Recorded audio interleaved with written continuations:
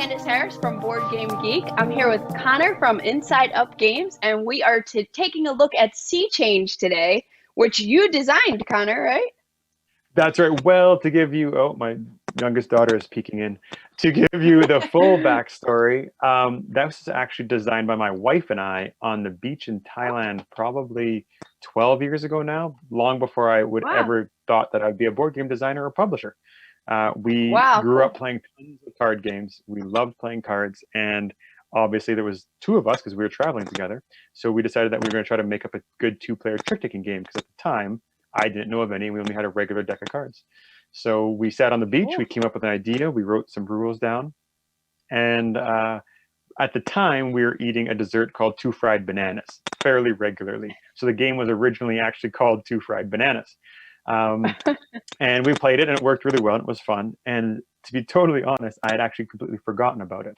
So then fast forward, I went through the making of Summit and Yeti and Vault Assault. And then when I was working on the next bigger games, I was worried about there being a lull in between games. So then I was like, oh, I just need to, maybe put out another smaller game in the meantime. And my wife's like, well, why don't you do Two Fried Bananas? And I was like, oh, I don't remember how to play that. And she's like, 1 second. She went up and found our travel journal. And because she's a genius, she had rewritten the rules in the back of the travel journal. So I That's took it and I looked at it. And at the awesome. time, it was a regular deck of cards, and it played, I think, 2 to 4 or 2 to 5 players, if I remember right. And then you just had like a little cheat sheet of like, this card means this card means this. So I was like, oh, okay, I can actually Cool. just turn them into a proprietary deck, which makes sense if you're going to try to sell something. And then if I can actually Right. gamify it and kind of figure out how far I can kind of stretch this. So at the time, I played with it and messed with it until I could get it into a smooth 2 to 8 player game. And then I sent it out to reviewers. And one of the reviewers got back to me, a guy named Timothy Gay. And he wrote back saying, this is the best trick-taking game I've ever played. I love it. Could I please try to make a solo version? And I was like, dude, sure. I've tried for a while. I come from a Cool. bridge background, and like I can't make this work because Trump changes mid-trick. So it's hard to come up with how do you make pre-designed rules to then follow during the thing? So Right. anyways, Timothy came up with an idea that worked really well, but I found a little bit too easy. So what I ended up doing Okay. is I just made one small rule tweak and it ended up working really, really well. So now you could say 1 to 8 player trick-taking game. And that was Gorus Wow. Maximus was the original version. Cool. And that was kickstarted in 2017 or 18 maybe. Okay. And actually which worked out great because Kwanchai Moria did the art for that. And it was one of those funny things where you get That's to meet the awesome. people you love because, oh, this is going to fall on me. I should have prepared this better. Summit, my first game, as I mentioned, was releasing at Yes. Gen 2016, no, 2017. And at that time, Kwanchai came over to the booth because he thought it looked amazing. And he was there shopping and, he was picking up a copy. And Brendan Nail of the Brawling Brothers was like, oh, you'd probably want to meet this guy. This is Kwanchai. And I was like, Kwanchai? And he's like, yeah. And then so there's one thing we kind of were like, oh, about That's each other. And I was like, awesome. dude, I would love to work with you at some time. So then I reached out to Kwanchai and said, I got a trick-taking game, currently Two Fried Bananas. What kind of theme have you always wanted to do that, but haven't been able to do because you don't usually get to pick when you're the artist of the game. So he sent me something True. very similar to this gory gladiator, kind of just over the top gladiator thing. And he said, I want to do something. And I was like, you know what? That's fine. He says, I want it to be a little bit over the top, gory, but still like kid friendly in a weird way. And so he sent me the Sure. picture. He's like, is this too much? And I was like, no, you do whatever you want. So You then do you, Gorus Quanchai. Maximus was born. Exactly. You do That's you. And he had a awesome. blast and he came up with great art and it went really, really well. The only problem is that, believe it or not, retailers have a harder time selling this to families. I mean, whatever. I guess that's fair. And it's in the title. I'm not sneaking up on anybody. So Right, once right. it came out at the Gamma Trade Show, retailers really, really enjoyed it. Played a ton of it, but their biggest concern was, okay, like we need to get a family-friendly version of this. So then, fast Ah, forward because around that time I was enter working sea on Seven change. Souls, which the artist Okay, Reese right. Quinn does beautiful artwork. And so when I was working with him at the same time, and I thought, you know what, I bet you Reese could do some gorgeous underwater artwork.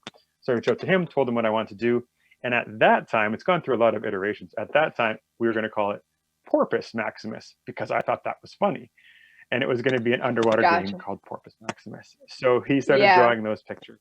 And then we basically kept going along with it and along with it. And while that was happening, I have 3 small children, as we saw one of them.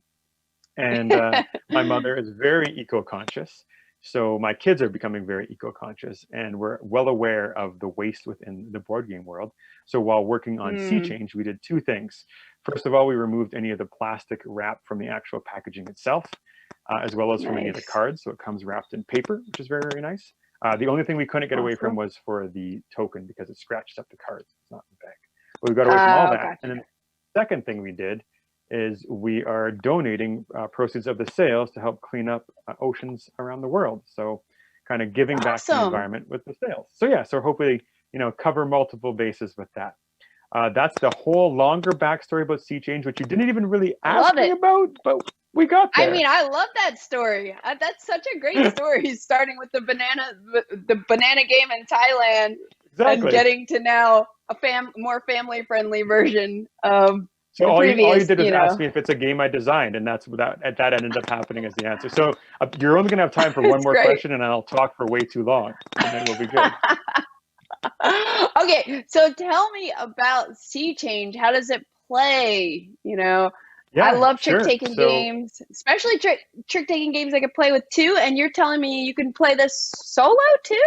you can play it solo, and it's a really fun little solo game, and it takes up a really small Cool. footprint. Yeah, it's and I mean, yes, it's my game, so I'm partial to it. And the one thing I will note is it goes up to that 8-player count, but at 4 and above, because I have a bridge background, I love team games. So in a 6-player game, 8-player Mm, game, even a 7-player game, to get into team play is really, really fun.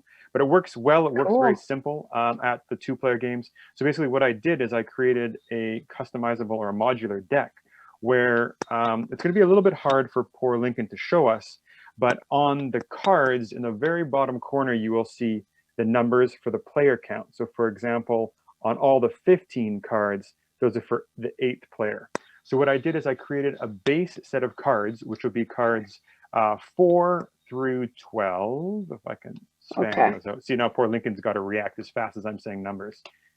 I should start calling out numbers like it's a bingo hall and confuse the poor guy.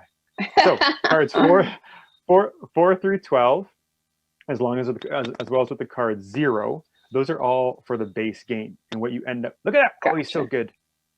Whoa, but the blue screen is going to mess with them. That's super Magic. cool. Yeah. So what ends up, and there's a blue, I think, in every single one of these cards. That's not going to help them at all. It So kind of what ends creates up a cool happening effect. is you have 5 different suits. So for a 1, 2, or 3-player game, you'll use 3 suits with cards ranked 0, 4 through 12. Then for 4 players, you just add a 4th suit. 5 players, you add a 5th suit. When you get to 6 Okay. players, you just add the 13's there, exactly. So the 13 has a 6 on it. So you just end up adding the 2 and the 13 and the 3 are the 6-player cards, and Ah, then the 14 and the gotcha. 2. So what ends up happening is you're just building up the deck for your player count. So you always have a 10-card Gotcha. hand, right? So it makes adding players to the game, taking them out, all that very, very simple. And then Cool. if you understand basic trick taking, the game is 80% familiar to everybody in that someone's going to lead a card. The first card led of the first suit is going to set trump. And Lincoln's already done that by laying the fish out onto the little trump tracker. So let's say Candace had played, a purple, then the fish goes Hmm. to purple, and that will be trump for the round. Everyone has to Okay. follow suit if they can, just like a regular game. And if you can't, you can throw off or ditch a card or whatever you want to call it. Now, the 2 things that make Sea Change and Gorse Maximus interesting are, first of all, the addition of point values. So some cards, such as the 9, 10, 11, 12, have points on them, 1 or 2 points.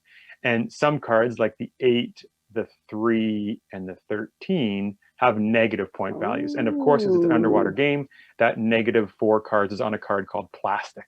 So all the plastic and crap in the water system. So nobody wants to get that, and that's worth -4 points.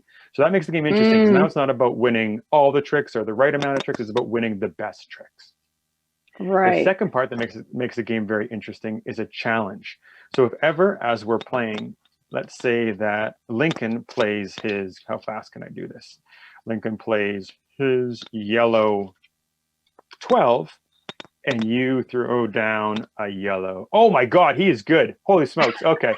So he plays a yellow 12. Wow. Vanna White better watch out. So then let's say that you follow up with another yellow card. I'll let Lincoln pick anyone he wants. And I end up Okay. having a lower card of, oh, a yellow third. He's now messing with my system. Okay, so now in this case, I put down a yellow 3. So there is actually one Okay. positive point in this trick. Now Lincoln's playing last, and he has a yellow card in his hand. So he would normally have to follow suit, but he doesn't want to because there's a positive point here. He wants to steal the trick. So he could play a 3 of any other suit. As soon as he plays that Okay. other 3, that means he's created a sea change and he's changed trump to that new color.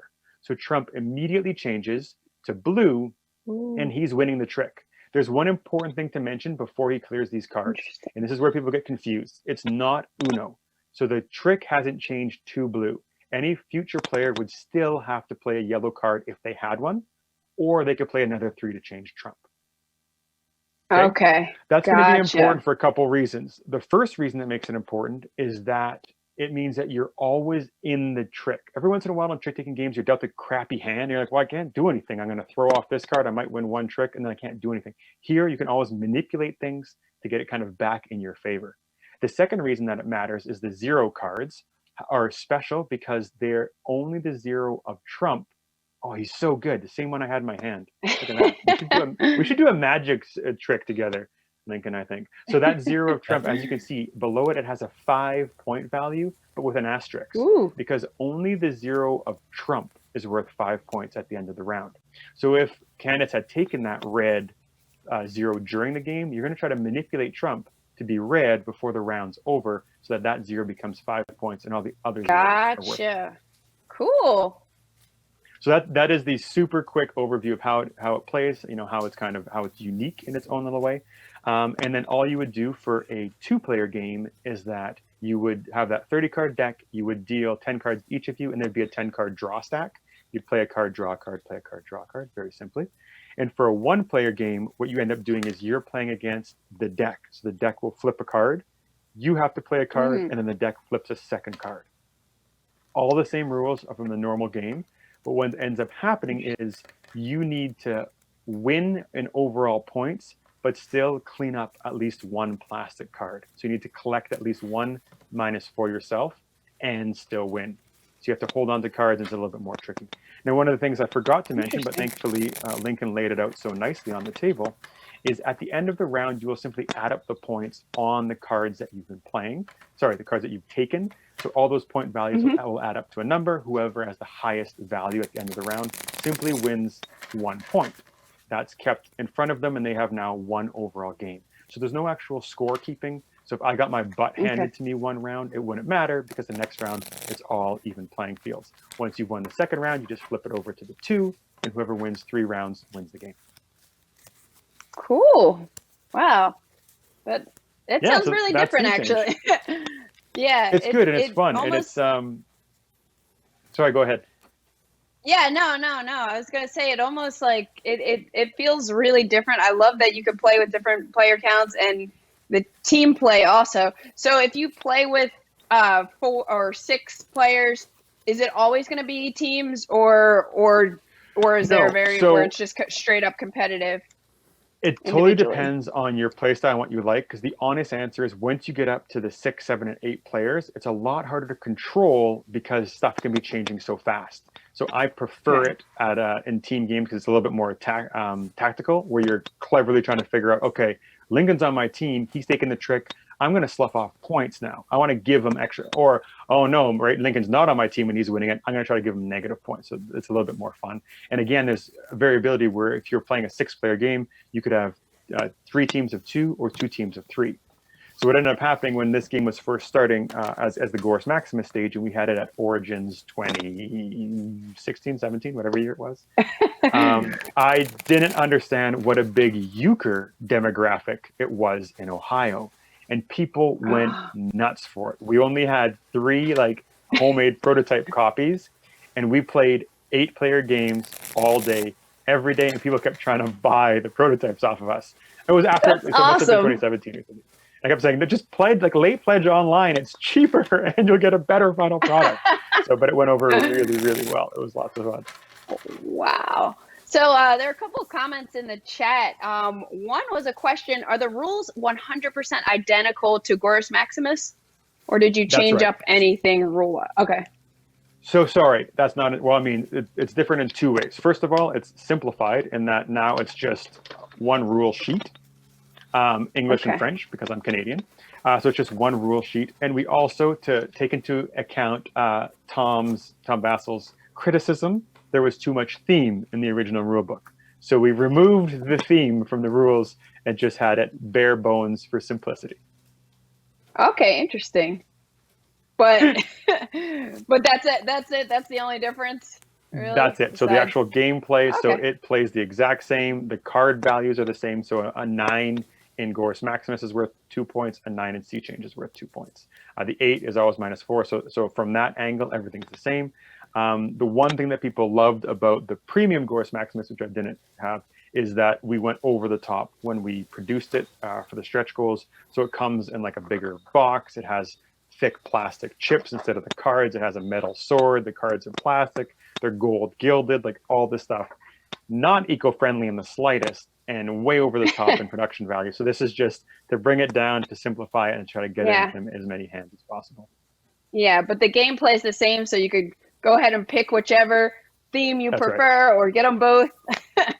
So yeah, get them both. See, I like the way you think. Yeah. And then the only other thing that people talked about on Gorus, do I have a Gorus Maximus? Oh, I don't have a deck here. But in Gorus Maximus, anyways, what we did on the cards is I asked Quanchai to draw it in such a way that they create the Colosseum. So if you line up the 16 cards in Gorus Maximus, it's actually a 360 panorama of the Colosseum. Wow. We didn't do that with that's cool. But one of the problems, I guess, with doing that with Gorus is that I didn't want to hide any of the artwork. So the iconography is on the top side of only one side. And that didn't bother me because it's like a card. But some players had said they wished it was in both corners. So that way, I guess, depending on how you want to hold your hand, it's easier to see. So that was the other criticism that we took, and we simplified it as well. Okay, cool. You're getting some love in the chat. People are digging the way you can change the trump mid-trick, and also just the way the scoring works. Like you said, at the end of the round, you see who has the most points, and they get 1 point, versus like keeping score. And if you get track, and also just that feeling of like, you've played a trick-taking game before where like whatever it is, and you're minus 10 points and someone else is at plus 12, and you're like, well, I'm never going to catch up to this person. Whereas this just simplifies it each time. Get it out. Here's a card. And it's also very Everybody's easy to got see, a like, chance. okay, you know what? Candace is winning right now, guys. We shouldn't be ganging up on me. Let's gang up on Ken, right? Let's get at someone else. Go after the leader. Yeah, that's awesome. There's also a funny comment in the chat saying sea change or how 2 fried bananas saved the planet. Ooh, I like it. That's very nice. Got a nice ring. Nice. Awesome. Well, thanks so much for the overview of Sea Change, Connor. And hey, enjoy the rest of your day. Lovely to meet you face to face. Yeah, likewise.